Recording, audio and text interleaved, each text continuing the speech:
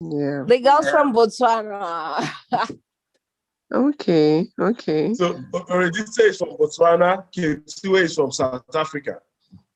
Oh, I love South Africa. I have been to Joburg, to Cape Town, to Durban. I love South Africa. No, next time you must come in Mafikeng. I'll have to arrange some international project that must involve you to come here. And already Right. cross. Okay. Okay. Sorry about that, sir. No, thank you. No, it's fine. No, this part, this, no, now, right now, you're all ambassadors, all right? You're even almost ready to become, you're almost becoming reinvention coaches, because at some point, we'll roll out that program. You'll just be surprised. The idea, anyway, let's just know that today is a good day, and we've started something big, and we're on to something bigger, and it gets bigger every day. Wow. So I'm sure every other person that's excited. Ruru, oh, we missed you yesterday. Whoa, yesterday was something else. It was just something else. If you're, how are you this morning? Madam Olukade, always, and that's just the beauty of that. We also have the regulars. I wish we had some great prizes, but the kind of prizes you're going to win for yourself will be the doing of some of these things, and then you start to get results. So I've been in Lagos for a few days, and I can tell you it's been action laden. As in action laden. And this is for all who care. This something happened yesterday. Two things. Also in the process of doing. So let me even say three things. So remember the man that I said I spoke with. So we finally kicked off the transaction, and it went on smooth. So we're on, and we were good. That's one. The second thing that happened was the fact that you see life, every disappointment is.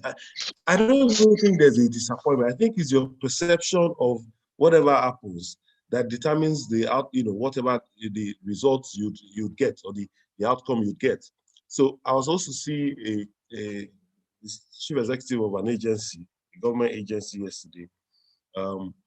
Apparently, as I was just getting there, that was when the executive was leaving. So what did I have to do? Somebody just said, the people were not saying, no, the executive is no longer around, that she just stepped down. I said, it doesn't matter. So I went up, and I think that was one of the wisest things I've ever done. Because I can imagine if the executive was there, I would not have spent up to an hour plus. But the fact that she wasn't there enabled everybody to endear themselves with me. And it was almost like right then and there, without the executive, we already said, they think that they should put me in one committee. Another person said, we think you can, okay, please, can you give us a list of some of the other things? And I'm like, what did I do to deserve this? And it wasn't in my own plan. I had a different plan. So you see, just from that seeming disappointment, okay, I already expressed some great testimony. Now, the third thing that happened was, which was also very positive. We have an agreement with another organization, that has access to about 3,000 members, paid members, their subscription members. And I just got a call. Now, coincidentally, the person that called me did not even know I was in Lagos. The person just wanted to, just tell me this is what's going on. And I said, no, if you're in Lagos, I must see you, no matter how it is. I don't know, Lagosians have this view that they don't check for each other. So I went against the odds. And if you know where I went to meet him yesterday, anyway, long and short was that he just downloaded some stuff, or would like the company I run, Strength Africa, to handle this brief on their behalf. You know, now all these things, I ask myself, I'm like, okay, is it that I'm lucky or I'm blessed? I think I'm favored, right? And I think everybody can also enjoy these things when you don't have to solicit. Things are dropped at your table. You know, so I just thought that maybe somehow somebody will get encouraged, because we can't stop doing. Just keep doing what you can do. Just keep showing up. You know, yeah. Then this one is not even. Someone just said that, sir, when I present, there was something I presented to them in the absence of the chief executive. Someone says, sir, what you have done again, you have raised the bar here. That you keep raising the bar. Now, with what you have done now, I'm sure that the executive would insist that everybody that does this thing should start accompanying with a report. We did a standard report of some sort, and they were like, wow, why did we, you know, they were almost saying that don't submit, but it was too good not to submit, you know, and then they said, we've raised the bar, you know, and I think that that's one thing that we also must constantly do. And so today, day 19, is everybody excited about today? I'm excited. If you're excited, just unmute and say you're excited. You know, today is day 19. Can you believe it? Day 19. Just say you're excited. I'm I'm excited. excited. I'm excited. Yeah. Excited about Great, I'm also great. excited. Awesome. And you know, the quote for today is from the Madiba himself. And so to shout out to the South Africans, we finally got a quote from one of the greatest men, you know, inspirational leader. Oh, yes. Yes. So today, it almost seems impossible until it's done. Who said that? Nelson Mandela. Okay. And today, day 19, we're saying make a difference. Mad. Make a difference. You know, and you see the different interpretations of MAD. Now, I'm sure if I told anybody that I am mad, they're like, Taiwo, please, can you stop affirming that? So it's like, and thank God I've laid a premise for this. There's also a perception or a perspective to anything. So it's the person that is saying it that understands what he's saying. Okay. So if I put it that we've been given the right to call things as we want to call it. So you could call this white, you know, and it could just be white. And you have that license, honestly. It's just that when you are in the midst of where people have set protocols and order, you probably look at it and say, look, what's this person saying? Okay. So when I say I am mad, you know, and without a doubt, I'm making a difference, you know, that's MAD. And, you know, it's all about acronyms, abbreviations, as the case may be. He said, oh, okay, Rue said it should be put on, I think all your abbreviations should be, you see, Ruru, you can see now you're already thinking because you're the fashion person, eh? Then we'll now consult with you and say, okay, how do we create this? Then we'll have a partnership and then create some kind of merchandise. And then we'll now start to, you know, have these acronyms. All right. Yeah. So yeah, you see what I'm talking about? Collaborations, you know, and then we'll start to think around it. Yeah. So mad is making a difference. So when I say I'm mad, you know, the guy that doesn't understand the level at which I'm operating from will think, this guy, please calm down, stop, you know. And I've constantly always said that, look, I'm mad, I'm making a difference. Now, how do you make a difference? Because, you know, it starts by being different and, you know, and being authentic. I recall Dr. Alabi talked about authenticity, you know, you are different, and because we are also uniquely gifted. And today I'm going to be sharing something very important, and I hope that we all can also partake in the benefits. And I don't know if any you guys are aware, I'm one of the 6 certified Gallup strength coach in Nigeria and the 12 in West Africa. We have over 128 across Africa, but the concentration of those coaches are in South Africa. But the reality is that when I went on that journey, I came in contact with strengths to the point where I fell in love with it because beyond every other test I've done in terms of personality, in terms of, just trying to find out more about myself, I found that this aptly suited with me. I was shocked. It was almost like they were reading about me from a book. And this is not Zodiac. This is science. This is about doing some standard test assessments based on the responses you make or you give, and it just sets out to tell you who you are. And so how do you want to even make a difference when you don't know who you are? How do you want to be unique when you don't know who you are? So I would encourage everyone at the end of today, would also drop some of the links so that you're able to take this test. Now, it was George Bernard Shaw in his play that said that, look, the reasonable man, all right, adapts, okay, himself to the world. Note what I've said. The reasonable man adapts himself to the world.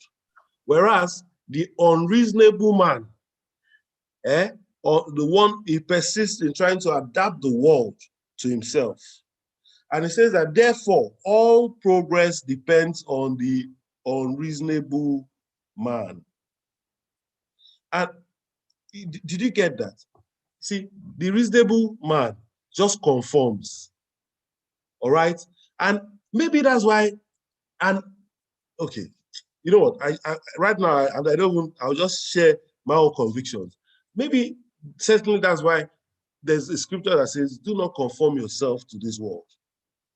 Do not.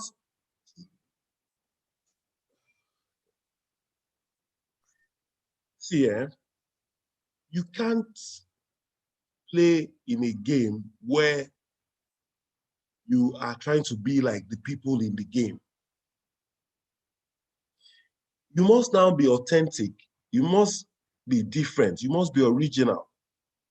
And being original is that what distinguishes you excellently well is when you also even have a purpose. So that you are not just original or authentic without a purpose. I don't know if anybody's getting this.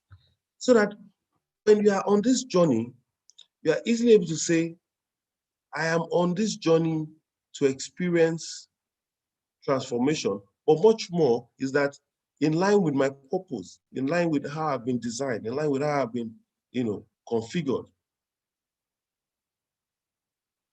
So making a difference starts with being different and staying original. Okay? And I've posited a few things. If you want to make a difference, you can't just run away from it. You can't be a victim of the crowd effect. You can't, it's also like we talked about at the table. If you're at the table, make sure you're at the table and not on the menu. Okay? It's also tending towards that you cannot continue to be a victim of the crowd effect. What will people say? This is how it's done. You must be different. You must dare to do things different. And you cannot be leaning on people's opinions or commentaries. All right. It was Max Lucado, that a former leader and author, says, like, a man who wants to lead the orchestra must turn his back on the crowd. You must be mad now. You must make a difference. When I wanted to do the 21 days, I can tell you that a few people sent me DMs, and some people came to meet me. I said that, Taiwo, why don't you try and just first do 7 days? Do you understand what I'm saying? Look, I made a statement, particularly for one of my colleagues. She's always like she's like the devil's advocate. So she always comes and says, TA, or the startup specialist, sometimes they call me that, or Oracle. And then says, sir, I think that we should break this thing into maybe for this month. I said, you know what? Even if it was only one person that shows up, or that if nobody showed up, don't worry, just I will be expressing my own reinvention. That now sometimes she just laughs. She just see me and just say, Kai, this man. Where you are very, as in, is it that I'm stubborn or what? No, is that I just feel that I can make a difference. Okay, I can make a difference. And how do you make a difference? It's also by, being sure of what you're about to offer and, the value you're about to deliver. So those steps, let's move on now. So how do you start, if you want to make a difference, you have to start by doing the following. You have to know who you are. It starts from a place of knowing, okay? And if you don't know, the guy that does not know will ultimately just misuse what he has. So, do you know yourself well enough? The second thing is that you need to know why you are here. What's your purpose? And this is all that we've been talking about since inception. That look, there must be a journey. You can't just be living life or by happenstance. There must be an intentional or deliberate approach to how you live life, and that's it's clear. It's sacrosanct. There's no way you want to do anything without even knowing why you're here. Okay, and then you must know what your strengths are, and your values are a clue to your strengths. The things that, and I'm sure we all have our values, or if we don't, we are crafting our values, because this forms the pillar. Like, we remember when we talked about values, that this forms the pillar that ensures that we remain unwavering in our pursuit of in setting our goals. And it helps us, develop that ability, because in creation, in every creation is purpose built with the required horsepower, that's strength. Okay, so develop your stamina and you stay long enough even when others have given up. So once you know your values and you link them up with your strengths, it's almost like you have now further fortified yourself. There's no better way to build stamina than playing on your strengths. Okay, so we say, look, know what your strengths are. And if you're in doubt or facing fear or feeling rejected, know that it's time to pull all the stones that have been thrown at you, okay, and start to turn them around. So I'm sure some people will look at it and say, this reinvention thing, I think, is for a specialized form of people. I can tell you, reinvention is for everyone, without a doubt. Even as I talk around reinvention here, I'm also being reinvented. Do you understand what I'm saying? Because do you know, there was something I shared one day. I talked about how do you inculcate something? How do you remember something? Is that beyond just discussing about it? So over time, I also do executive sessions, and I've had some people on the call. Sometimes they don't show up in the morning, but they call me and they say, look, this thing I was saying, how do they further progress on it? And yes, whilst doing that also, I'm also deepening my own insights.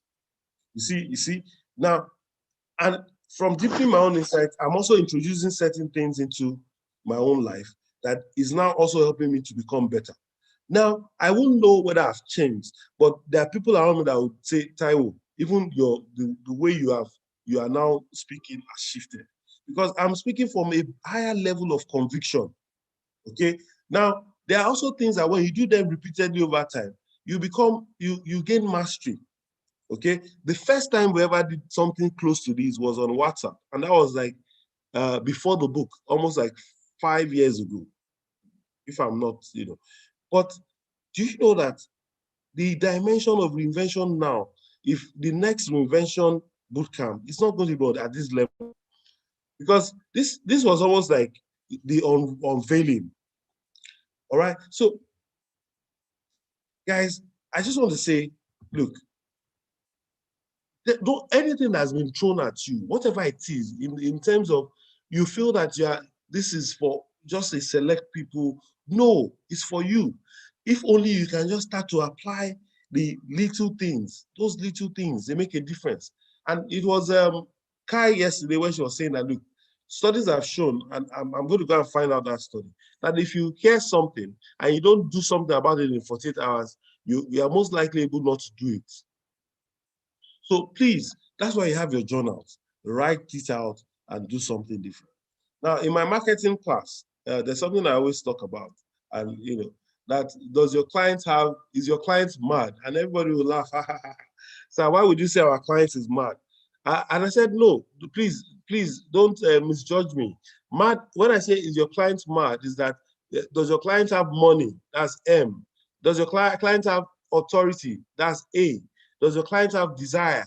That's D. Because if you understand this, and this was also born out of my experience, I've I've sold insurance, I've sold investment instruments, I've sold all kinds of, when I say sell, I've done business development in that way. So, but I had to be wired to be able to understand a commonality between those that were buying and those that were not buying. And one of the things that I discovered was that the people that bought were the people that were mad, not the people that only had money. And that's where people make the mistake. You go and sell ice to the Eskimo now. He might have money, but does he have a desire to buy ice? He wants something else. Even though, yes, I know people can sell things to the ice to the Eskimo, trying to do the impossible. But I'm saying that a systematic way to run is that you need to have an understanding of who the customer is eventually by the time you do your customer segmentation. So does he have money? Does he have authority? Does he have desire? Because if he has money and doesn't have authority to buy, okay, maybe he's waiting for an approval from a board, he just might not be able to patronize it. If he has money, he has authority, and he doesn't have the desire, you only talk from today till tomorrow, all right, and keep talking. So it's either you try to, and now once you know the deficiency, you know the kind of solution you want to profile. Now, beyond your customer, I said I use this to also evaluate my clients. Now, the next thing is that, are you mad? Because in making a difference also, what makes you actually different would be that's why we had the money session yesterday. Do you have money? And do you require money in great quantity? You must think differently and solve problems. That's what we're saying. So you want money. The solution now, look at Ruru, what we're talking about.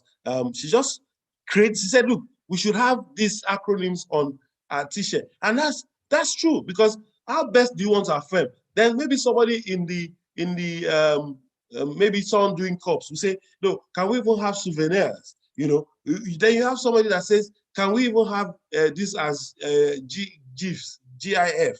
Those things that almost like you send as a video, and then what have we started doing? We've started thinking differently, and we've started solving maybe one problem or the other. All right? Now, do you want authority? You want to be an authority. Remember we said that, yesterday when we talked about the networking, is that have you been able to position yourself to the point where you have become an authority? Everybody wants to become an authority. So those are some of the things that you also must take cognizance of. That what do I want for myself? One, I want money. All right. The other thing is that I want the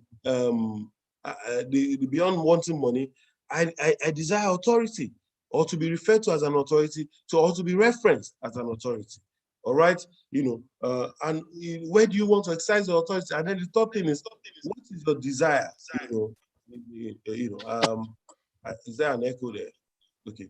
The third thing is, what is your desire? What's your desire? And how do you, is it, so what is that desire you seek to satisfy? Is it a woman, a job, or a career, depending on who is listening? Pursue it, without any fear or favor, intently and with clarity. So that now that in making a difference, you know that do you want money, then solve problems. Because you require money, all right? In making a difference, position yourself as an authority. That's A.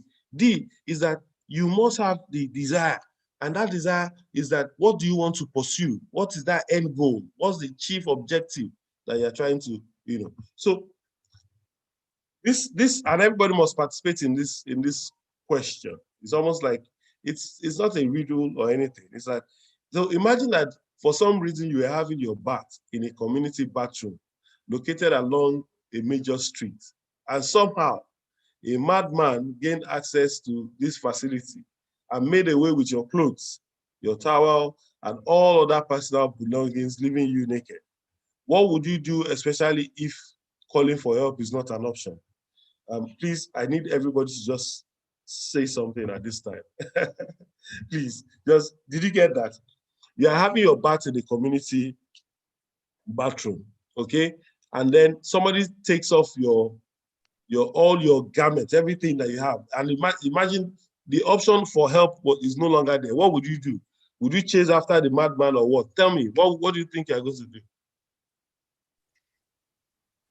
Chasing after the madman. Everybody on the street will think that I'm the one that is mad now. Correct. Any other thoughts? For me, good morning, I will Mr. Taiwan. stay Good in the morning. bathroom to wait for someone can come in. Okay. But Hello. how long do you want to stay? Yeah, yes, please. For me, I would rub my body with soap, make it up into a thick lather, then rub it all over so that it will be covered. Then come out and go and get my clothes. At least my Wow. body will be covered with lather. Wow. Wow. Okay. Do you know I never thought about that. Interesting. Okay. So what would we do differently?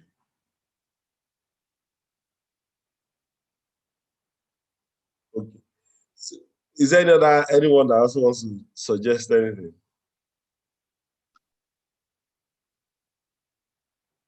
For me, I think I will just practice patience to stay in the bathrooms for any other person to come and maybe offer me help in terms of maybe if he have a scarf or something, I can ask for that. So patience, I'll experience patience.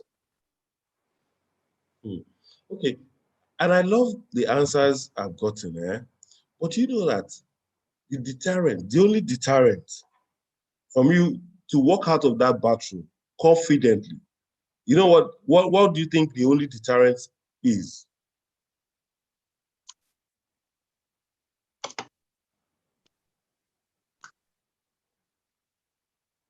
Can anybody just please say something? What do you think is the major deterrent from making you walk out of that bathroom? Shame. What will people say when they see me Shame, naked? taking a risk. Yeah. Do you know that something as basic as that? You know, okay, wait. Okay, can we just even, in the beginning, we're all naked, right? You know, that's our ultimate state. But do you know that if push comes to shove, there should be nothing okay, let me put it this way. Are you saying, listen, look at the circumstances. Are you saying that if you heard that at that instance, people started to run and there was like a bomb blast somewhere, are you saying that you not come out of that bathroom? Even without any, you met a You won't greater fear. even know. You won't You even know when you are Jordan, home. Yes. you met your match, a greater fear. You see, in being mad, we have to be daring. Because guess what? If you had a check to pick, if you had a meeting and that happened, you damn all the consequences. Look, I've seen the people that make money positively and the people that make money negatively. Do you know one thing? They have no shame. They're not concerned about what you think. Because what you think is an opinion. Remember we said Max Lucado says, look, if you are playing the orchestra or you want to lead the orchestra, you have to turn your back to the crowd. I use that figuratively, not that I expect that, okay, but that's the reality. How mad are you to the extent that you do not even want to, because you know that there are people, it's because the world has also told you that to go naked is wrong. No, I'm just saying, I'm not, I wouldn't also start dangling up and down, people. But I'm also saying that you have to, somebody says that, they usually say they're already shameless. You can't shame the shameless. That's it. He that is down needs fear no fall. But the reality is that, do you know that that's the constant? So what happens is that we become complacent in everything that we do. We already become comfortable. Meanwhile, we're supposed to radically create, instead of having a comfort zone, make it look like a crisis zone. Because we're at rest, we're at peace, but just don't become too used to normal. Do not conform. Do not, because what that does is that it means that you have been configured in a particular way, and there are some things you will never do. And so if, for instance, there was an opportunity, imagine if, for instance, there was an opportunity as extreme as maybe you heard that the president was passing and wanted to favor someone. If you're not so gingered and you need that help, you might not come out of the bathroom that way. And I hope that this somehow is instructive. This example is because most times, so there are three things that happens in this scenario. And now Madam Oluka has given us a fourth option, even though it's like tied to a second option. The first option is that the guys that are not thinking will run after the mad guy. So, I use this also for anger management. If somebody has taken or taking you on a journey of anger, please, you should just first be calm and don't start running or arguing with that person. Do you understand what I'm saying? It's like a proverb or a parable that if somebody has taken your clothes, all right, a madman has taken your clothes, and you start pursuing that madman, they will think that both of you are mad. In fact, they will think you are the madman trying to, because the madman is already naked, they had clothes. They will think he wants to wear his clothes and you want to snatch his clothes. So please, when you are arguing or you are getting into any of those conflicts, make sure you are not the one like running after the man that triggered you. Else people will say, calm down now, Auntie Mercy, easy now, Auntie Roo. Do you understand? Then you not be like, can't you see this is but you and he's begging you. Do you understand? Because now they'll turn you to and that's what usually happens. So that's the first scenario. The second thing that could possibly happen would be a state where someone will wait forever. Somebody will just wait forever. And so it's almost like the flight, fright, and faint. Flight, somebody will run. Fright, that means you are afraid, you are then the faint. But the one that you must do is fight. Fright and faint, that tie together, but you must fight. That means you must challenge the status quo. So anything that has been set in place to hold you down, like also even those limiting beliefs, or that this thing is not for men, or this thing is not for women. Who says? Because you are conforming. And if you are not conforming, then you have to be mad. Do you understand what I'm saying? You have to make a difference. And how do you make a difference? By being original and going after what you want. And it seems so simple, but that's the reality. Stop making the priority of others your priority. It is time to make your priority the priority. And it's time to go naked, to free yourself from all hindrances. It's time to make a difference. Hello, everyone. Welcome to a season of making a difference. Fellow madmen and women, thank you. But I can tell you, you cannot be normal if you want to play in this normal world. You have to be very abnormal, because the world being normal has configured it to people in a particular way, and that way they cannot dare great things. How can somebody say he wants to go to the moon? No, ask yourself. So someone says he wants to go to, he has not finished it. Then later he says he's going to Mars. Or somebody says he wants to create. Please hear yourself now. Look at the person that started the Alexander Graham Bell. Say, no, you want people to communicate without moving. Okay, can you even imagine the people that went about creating the radio waves? What were they thinking? Then you now, like the Wright brothers, they say you want to commission flights. You carry people on the air, all right? You want to fly. And you heard the story about the Wright brothers, the day they wanted to take the first flight. There was also a meeting held by the juggernauts, the experts, and they were saying, can you imagine some jokers? Meanwhile, they were having a conference, a scientific review conference on how to move the world forward. And I'm sure somebody would have said, don't give those jokers a thought. They want to fly. And those guys, as if, said today we must get all those people in that place. We must bring all the prophets of Baal down. All right. And they took flights. And there has never been, everybody has now been flying. Do you understand? Look at the guy that talked about buoyancy, about the ship. Ships are now used to carry everything on water, metals. I'm telling you, now we're talking with Zoom. Look at we are using Zoom now. Look, we are breaking barriers. Somebody's in America, somebody's probably in Botswana, someone in South Africa, somebody's in Lagos, somebody's in Abuja, somebody's in Switzerland. You now say, so were they normal? Ask yourself.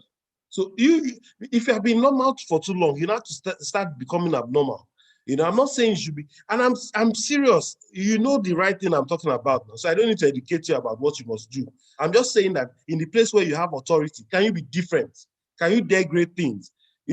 What says that you cannot have a gig with so there was a time I did a session back then, You've Got It in You, about 11 years ago. And I called it music, motivation, and one other thing. And people were like, how are you going to mix this all up? I said, no, that's the way it's playing in my head. And I'll share the video in the group. We had a full attendance. In fact, people were like, we should be doing this regularly. And then I brought some guy called Aldu Makori. He's the MD of Chocolate City. He came to tell us about how he started this business. But we had some other guest artists come to also play. We had some other things going on. So don't go with the status quo. Defy the status quo. Change the paradigm. Change the game where you are. I think I've spoken for too long. Guys, look, please, I beg you, start being mad. Yeah? Please, welcome to the school of being mad. So I ask that the elements will provoke you, that God will take you to being radical as to the changes you want to take. So the great men, even of old, even prophets, even in the Bible, even in all religions, they were men that defied the odds. Look at Gandhi. Gandhi defied the odds. He say, okay, I'm not eating. He went on hunger strike. Do you understand? Yeah, look, guys, let's get this right. Let's get mad, because we must do things differently. And it's the guy that, that will not adapt himself to his world or tries to adapt the world to himself that is unreasonable, and that's the guy that makes a difference. So I commit to being unreasonable today. I commit to being mad today. I commit to making a difference in my world so that everywhere I am, I'm able to solve I'm able to solve problems that ultimately gives me money. I'm able to, deal with issues, okay? I'm able to deal with issues, all right, that gives me authority in my sphere of influence. And I have the desire to pursue the things I want intently without fear or favor. In this wise, I say, go forth and flourish, because indeed, the world adapts to the guide that is reasonable. All right? All right. Is it the world adapts or no? To the reasonable, you only adapt yourself to the world. But to the unreasonable, the world adapts itself to you.